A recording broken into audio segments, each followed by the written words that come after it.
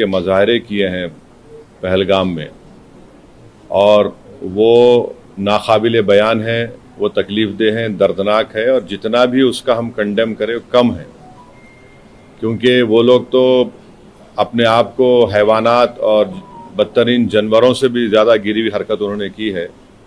और किसी के मज़हब का नाम पूछकर ये बात उनकी जान लेना, ये सरासर गलत है, जुल्म है। और हम उम्मीद करते हैं कि इंशाअल्लाह ताला अल्लाह सुब्हानहू ताला उनको दुनिया में भी और आखिरत में भी उन दहशतगर्दों को सख्त अजाब से नवाजेगा, और उनके ऊपर जो लोग बैठे हुए हैं वो भी तबाह बर्बाद होंगे। दूसरी बात यह है कि जो ऑल पार्टी मीटिंग का है, कल मैंने खुद जनाब किरण रिजिजू साहब से बात की थी, तो उन्होंने कहा कि हम लोग सोच रहे हैं कि उन पार्टीज को बुलाया जाए जिनके 5 MPs हैं या 10 MP हैं, वरना मीटिंग लंबी हो जाती। तो बोला हम छोटे पार्टीज को बुला लीजिए, तो वो मजाक करे, अरे तुम्हारी आवाज़ तो बड़ी ऊंची है। तो इसीलिए मैंने आज ट्वीट किया था कि ये मसला बड़ा अहम है, नेशनल इम्पोर्टेंस का है, जो ऑल पार्टी मीटिंग होने जा रही है, कि इसमें सब पार्टीज को बुलाया जाए। तो अभी जब मैं आपसे बात कर रहा था तो होम मिनिस्टर ऑफिस से होम मिनिस्टर मेरे से बात किए और बोले कहाँ हैं आप? तो मैं सर हैदराबाद में हूँ। तो बोले देर होगी मगर आप आइए। तो अभी अगर टिकट मिलेगा, इंशाल्लाह मैं बोला हूँ, जो भी टिकट मिलेगा पहुँचेंगे और उसमें शिरकत करेंगे और अपनी बात को रखेंगे। और जहाँ तक ये जो हमला हुआ है, मैं आप लोगों को याद दिलाना चाहूँगा, 2000 अटल बिहारी वाजपेयी की सरकार थी, तो वहाँ पर एक यात्रियों को मारा गया था, नुलवाल कैंप बोलते थे, उसी के नीचे 30 लोग मारे गए, यात्री मारे थे जब वाजपेयी वजीर आजम थे। तो उसके बाद एक लेफ्टिनेंट जनरल क्या है JH मुखर्जी साहब की कमेटी बनाई गई थी, वो रिपोर्ट अब तक नहीं आई। तो ये ऐसा नहीं है कि इन्होंने इस जगह का पहले इंतखाब किया। दूसरी बात यह कि जिस जगह पर इतने टूरिस्ट हैं वहां पर एक पुलिस वाला नहीं है, एक CRPF का कैंप नहीं है, कोई सिक्योरिटी के लोग नहीं है। तीसरा यह है कि जो वहां पर जो क्विक रिएक्शन टीम थी, CRPF के 2 यूनिट है, जो उनको ऊपर जाने में 1.25 घंटा लगा, और इन कमीनों हरामजादों ने जो हरकत की वहां पर नाम पूछकर गोली मारे, समुदाय पूछकर मारे। तो ये इसकी अकाउंटेबिलिटी तो होनी चाहिए। और यकीनन ये दहशतगर्द हमारे पड़ोसी मुल्क पाकिस्तान से आए, पाकिस्तान के ISI, पाकिस्तान के जो उनका इस्टेब्लिशमेंट है, उनकी पूरी ताईद और पूरी सपोर्ट उनको हासिल है।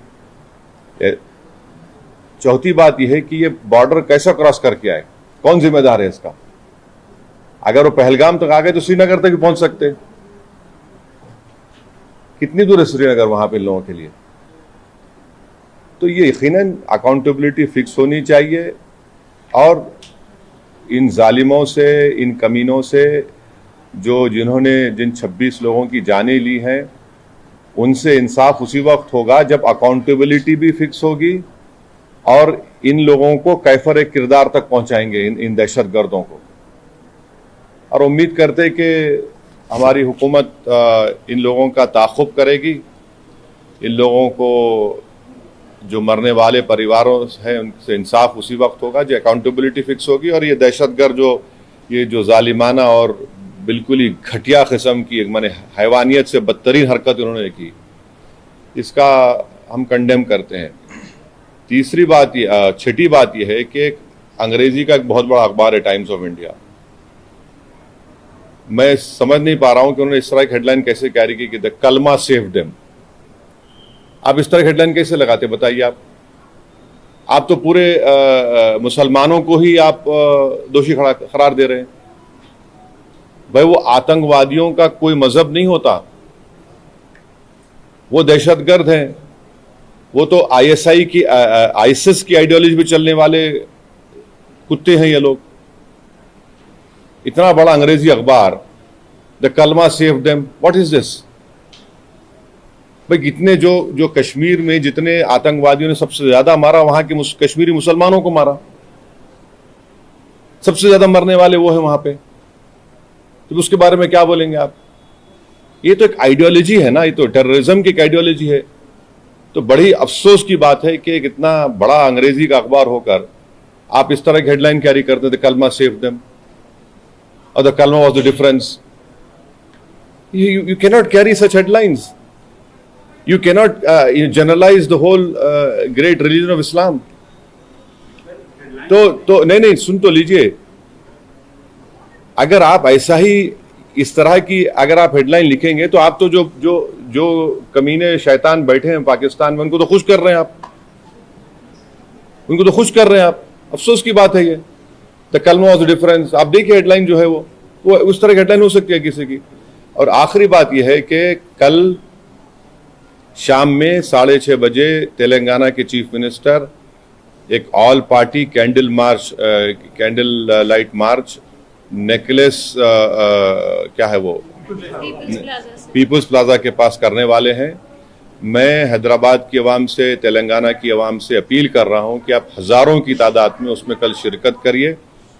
हमको एक होकर इस अपने मजहब पे चलते हुए उसके बावजूद भी हम इस बात का ख्याल रखें कि ये हमारे देश का मसला है, मुल्क का, वतन अजीज का मसला है। हम तमाम को वहाँ पर जमा होना है। चीफ मिनिस्टर खुद उसकी लीड करेंगे।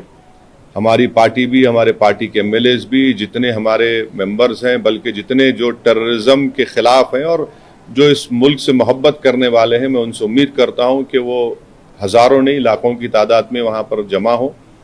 और हमारा वहाँ पर जमा होना ना सिर्फ हम खराज अक़ीदत पेश करेंगे उन मरने वाले ख़ानदानों को, बल्कि हम उन लोगों को भी पैगाम देंगे जो दहशतगर्दी के ज़रिए इस मुल्क में हिंदुओं और मुसलमानों में नफ़रत की दीवारों को और इजाफा करना चाहते हैं।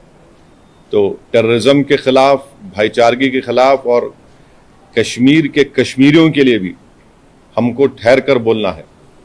आप किसी एक इलाके के, कश्मीर हमारा अटूट हिस्सा है और हमेशा रहेगा, तो कश्मीर की ज़मीन पर बसने वाले लोग भी हमारे अटूट हैं, इनको भी हमको कॉन्फिडेंस देना है। अब आपका कोई सवाल है तो बोलिए, मुझे जल्दी जाना है एयरपोर्ट। एक सेगमेंट है, आप सिर्फ हेडलाइन की, अखबार के हेडलाइन की बात कर रहे हैं, लेकिन एक सेगमेंट है जिसको एक मौका मिला है या सोशल मीडिया पे हिंदू मुस्लिम बहुत ज्यादा किया जा रहा है, उसके लिए आपका क्या है? नहीं, आप ये भी तो देखिए कि उसमें गरीब कश्मीरी मुसलमान जो घोड़े पर बिठा कर लेकर गया था, रिपोर्ट्स में आया है कि वो रोकने गया इन जालिम कुत्तों को, शैतानों को, तो उसको भी गोली मार दी। कई तस्वीर हैं कि जख्मियों को लोग उठाकर लेकर जा रहे हैं नीचे। आप अगर जो लोग सोशल मीडिया पर ये जो बदगुमानी और जहर फैला रहे हैं वो पाकिस्तान को और एलईटी को खुश कर रहे हैं, याद रखिए आप। वो ये कहना चाहते कि कोई हिंदू कश्मीर को नहीं आ सकता, तो आप उनको कामयाब कर रहे हैं इस तरह की बकवास करके। आप भाई, आपको अगर नफरत है किसी से तो फिल वक्त रुक जाइए, वक्त नहीं नफरत दिखाने का। ये वक्त हमको एक सीसा पीला हुई दीवार की तरह खड़े होकर उन तमाम ताकतों को एक पैगाम देना है। आप तो उनको कामयाब कर रहे हैं इस तरह की बकवास करके। वो जो चाह रहे थे, आप उनको मदद कर रहे हैं। आप एक बात समझिए कि कितने कश्मीरी मारे गए, उनका क्या मजहब था? मुसलमान भी थे वो। सबसे बड़ा नुकसान तो उनको हुआ है, उनको ही होगा कल के बाद। तो आप वो जो दुश्मन चाह रहा है वो चाल में उनको कामयाब होने दे रहे आप इस तरह की बकवास करके। और जो लोग टीवी चैनल पर जो बैठे हुए हैं, मेरी उनसे भी दरखास्त है, आप देख लीजिए।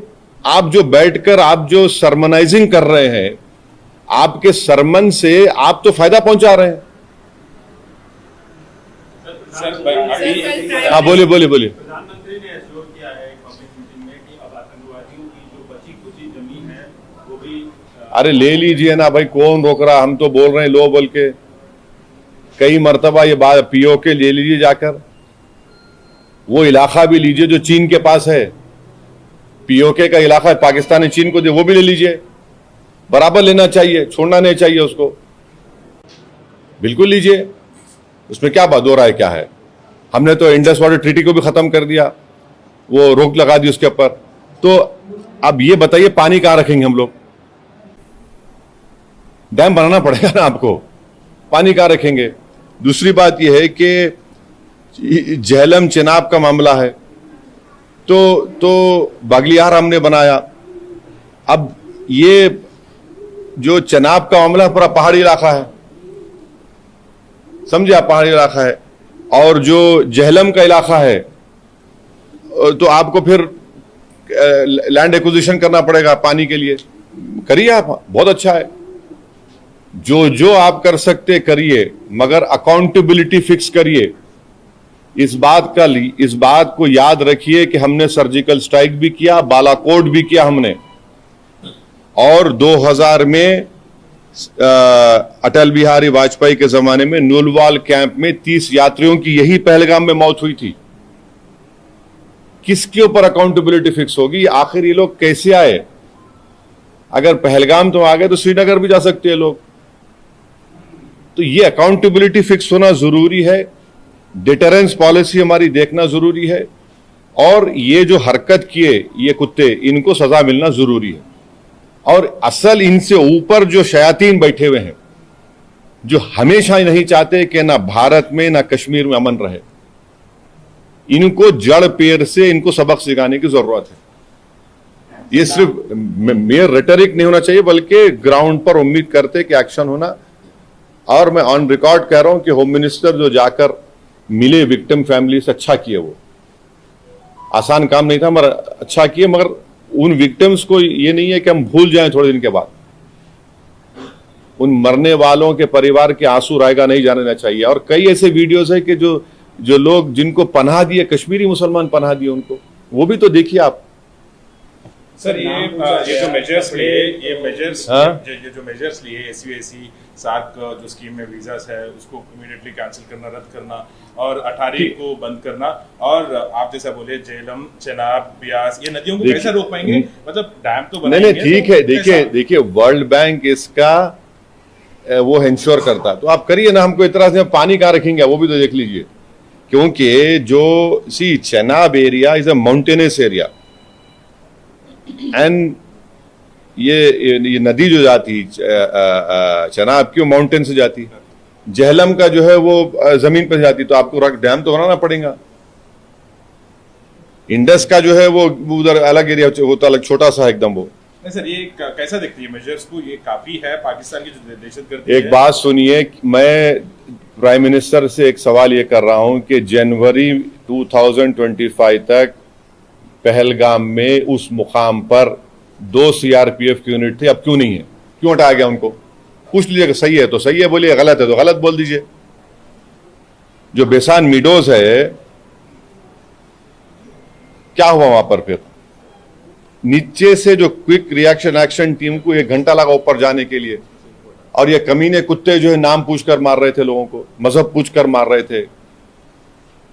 अकाउंटेबिलिटी तो फिक्स होनी चाहिए भाई।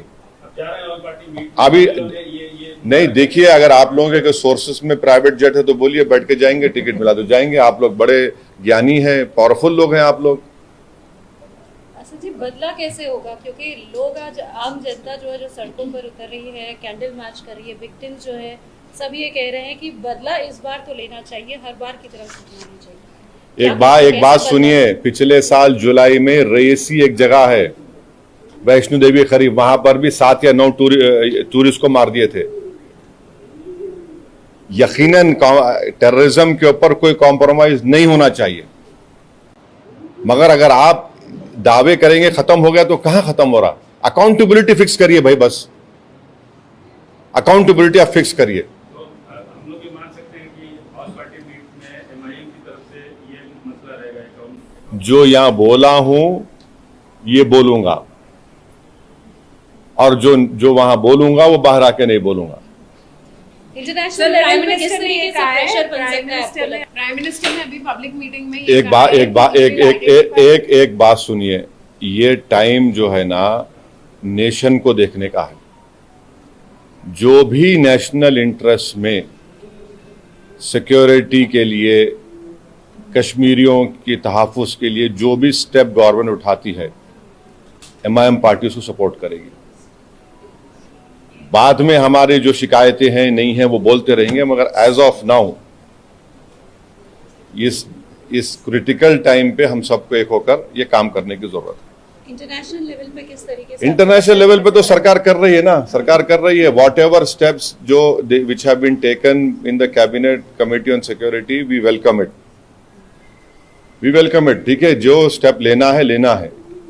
आप ये अलाउ तो नहीं कर सकते, मगर हम यही चाह रहे हैं कि कहीं ना कहीं अकाउंटेबिलिटी फिक्स हो, मगर नेशनल इंटरेस्ट में तो हमको एक होने का है। अपने पॉलिटिकल डिफरेंसेस होंगे, वो चलते रहेंगे, वो खत्म होने वाले नहीं है, वो डेमोक्रेसी का तकाजा है, वाइब्रेंट मगर आज की सूरत हाल में यह है कि इसमें हमको थोड़ा देख के सर ये रॉबर्ट वाड्रा का स्टेटमेंट अब छोड़ दीजिए ना, अभी अब वो अहम नहीं है। आज अहम है कि कैसे पाकिस्तान से एलईटी के टेररिस्ट आए, उनका हम कैसा उनको रोकेंगे, जड़ पेड़ से निकालेंगे। ये नेशनल इंटरेस्ट का डिमांड है। आप नेशनल इंटरेस्ट में हमको देखना है। सर अकाउंटेबिलिटी फिक्स होनी चाहिए बोलकर आप कह रहे हैं, तो ये अकाउंटेबिलिटी कैसे फिक्स होना चाहिए, मतलब क्या क्या मेजर्स लेना चाहिए, आपकी तरफ से क्या डिमांड्स रहेंगे, आप सेंट्रल गवर्नमेंट देखिए अकाउंटेबिलिटी फिक्स होनी चाहिए, वो जो समझने वाले समझ जाएंगे। Okay, thank you, thank you. अब जाने प्राइम दीजिए। मिनिस्टर ने कहा है कि we will identify, track and definitely we welcome it, please do it. जड़ पेड़ से निकाल कर फेंकिए इन शयातीन कुत्तों को। बोल रहे हैं कि मिट्टी में मिला देंगे। बिल्कुल मिट्टी में नहीं, बल्कि पहाड़ में मिला दीजिए उनको, आप चूरा चूरा कर दीजिए उन लोगों को। ये नेशनल इंटरेस्ट में हम कह रहे हैं आपसे, बिल्कुल रोकिए ना, रोकना चाहिए। मजाक है क्या, बोलिए आप? कैसा अरे आप वो खाली पढ़ेंगे, देखेंगे वो दर्दनाक नजारों को तो आप बेचैन हो जाते हैं। क्या गुजर रही होगी उस बच्ची पर जो अपने पति की लाश के बाजू खड़ी हुई है। आज और हम तो बड़ा सब जने बातें करते हैं, मगर जिंदगी गुजार रहे हैं, कौन पूछता क्या है उनको? एक्सग्रेशिया मिलेगा, उसके बाद क्या होगा? उनका तो बहुत बड़ा नुकसान हो गया ना। विवाह हो गए, लोग हनीमून मनाने गए। अब बताइए कोई शादी करके जा रहा है कि ये क्या है? ये तो डेफिनेटली जो सख्त से सख्त एक्शन ले सकते प्राइम मिनिस्टर, उनको लेना चाहिए और ये जड़ पेड़ से खत्म होना। और इसमें कश्मीरियों का फायदा है। आप बताइए, पूरा टूरिज्म इंडस्ट्री बर्बाद। मैं गया था 3 दिन पहले, हमारे एमएलए इम्तियाज जलील के बेटे का निकाह था। जगह नहीं है आपको वहां पर, श्रीनगर में इतने शादियां लोग आके कर रहे थे वहां पर। अब सब नुकसान होगा ना।